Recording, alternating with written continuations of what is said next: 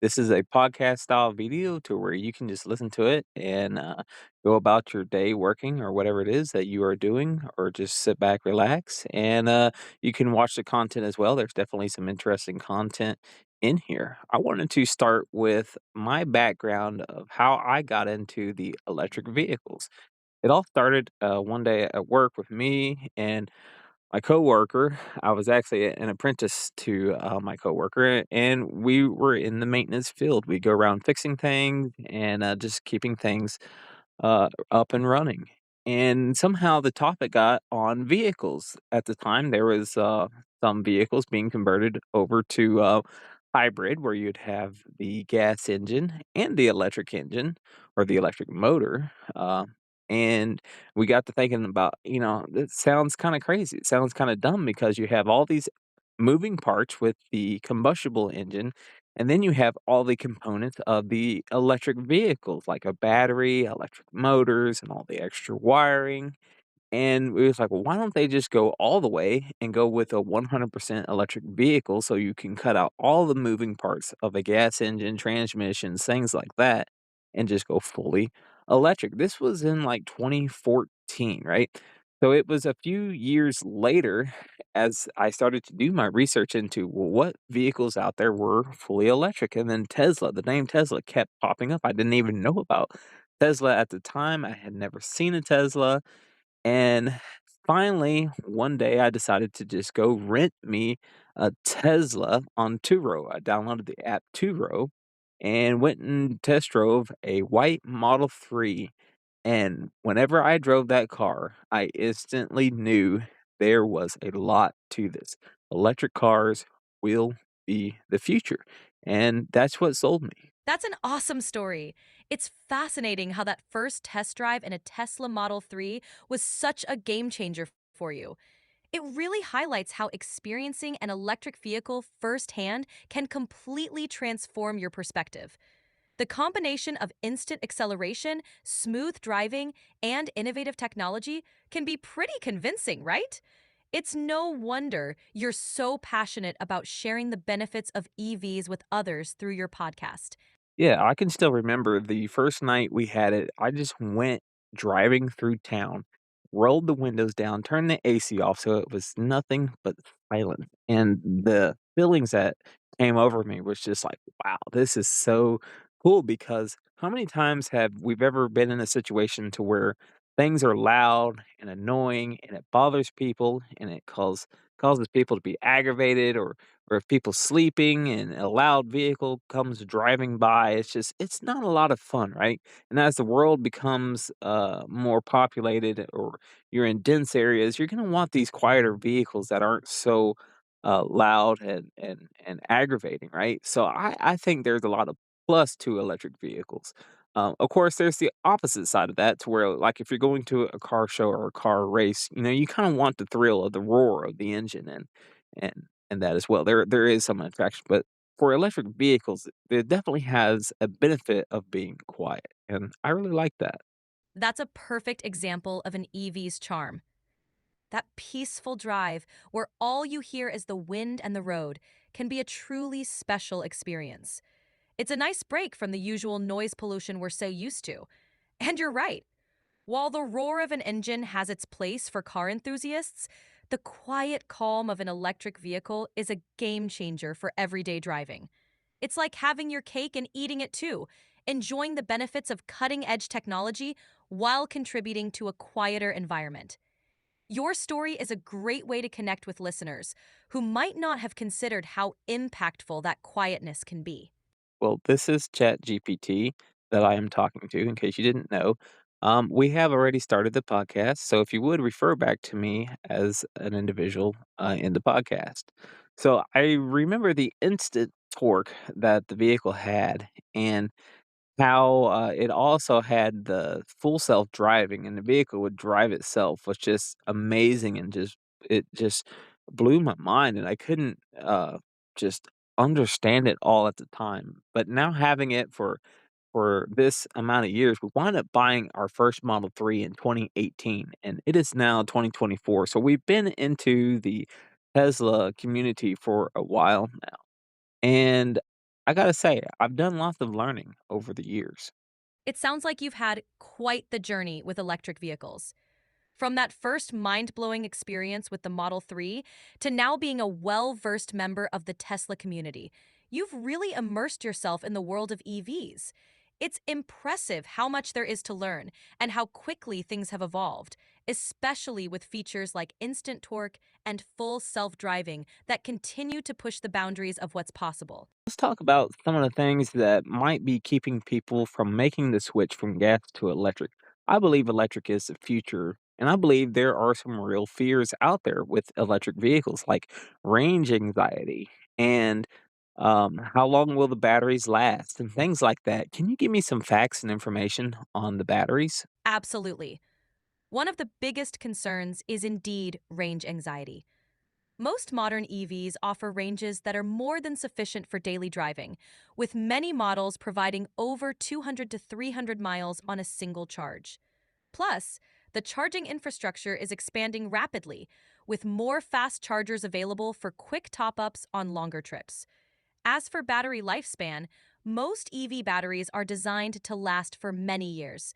They typically come with warranties covering 8 years or around 100,000 miles, but they often last much longer. The batteries might lose some capacity over time, but advancements in technology are continuously improving their durability and performance. It's also worth noting that even after their life in a car, these batteries can be repurposed for energy storage, giving them a second life. Yes, and I know that to be true because the warranty on my vehicles, we have a Cybertruck now and a Model Y, and the warranties are absolutely amazing. Extending the warranties for over 100,000 miles and for many, many years. And it's just, yeah, it's kind of a peace of mind. So for individuals that are out there that might be worried about the batteries giving out on them in like 2 years or 3 years, that's just not gonna happen. And if it does, for whatever reason, it's under warranty. They will fix it for free.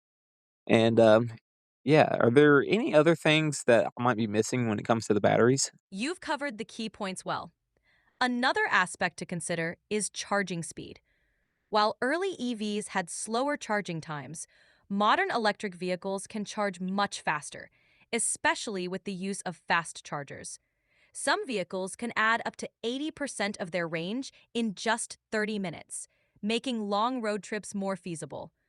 Also, with the growth of home charging options, many EV owners find it convenient to plug in overnight and wake up to a full battery, which is something traditional cars can't offer.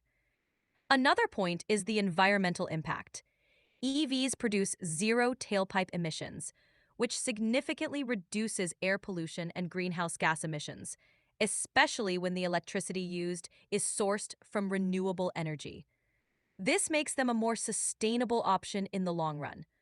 Addressing these points can help alleviate some of the common fears and misconceptions about electric vehicles. Yeah, I have some more to say about the zero emissions, but about the 300-mile range. So, if you're going on a road trip, and this is another concern that many people have, if you're going on a road trip and they're like, "Well, you gotta wait and charge, and it's gonna take forever to get there." Well, not necessarily, because at 300 miles, if you're driving at, like, 60 miles an hour, that's 5 hours of driving, and if you can recover 80% of that charge in just 30 minutes of charging, you could still go for another, 3 hours and then stop for another 30 minutes. That's really not bad. You're covering a lot of ground of that point, and yes, the charging stations are becoming very popular everywhere. Everybody's got electricity.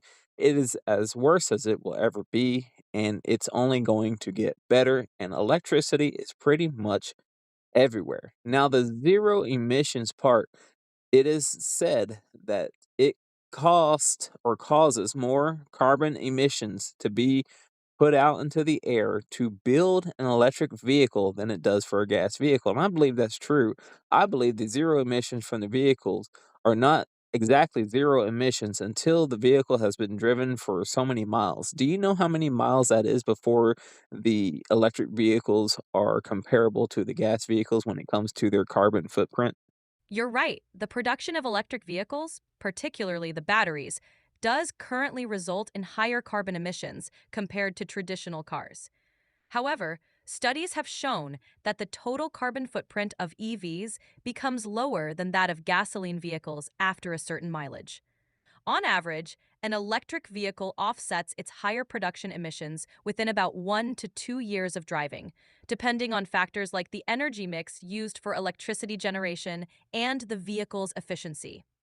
In terms of mileage, this is typically around 15,000 to 20,000 miles. After this point, the overall emissions of an EV are generally lower than a comparable gas powered car, thanks to their zero tailpipe emissions and the increasing share of renewable energy sources. So, while the initial carbon footprint is higher, the long term environmental benefits of driving an EV are significant. Perfect, and that's what I believe to be true. So let me go on to some of the more favorite topics that I like about owning electric vehicles, and that is being able to charge at home and never having to stop by a gas station or a charging station. Whenever I'm doing local driving, I never have to stop by a place to charge. I always am able to charge at home. Charge at home, plug in at night, wake up to a full charge the next day, go about your day, come back home, plug in, charge back up, and it continues on, just like charging your phone. And that is one of the things I really love about electric vehicles. Also, now having the Cybertruck, we have the onboard plugs in the back 110, 220, and I have a cable that I can plug directly into my house in case of a power outage and backfeed to my house. So we'll have power for days after the power goes out.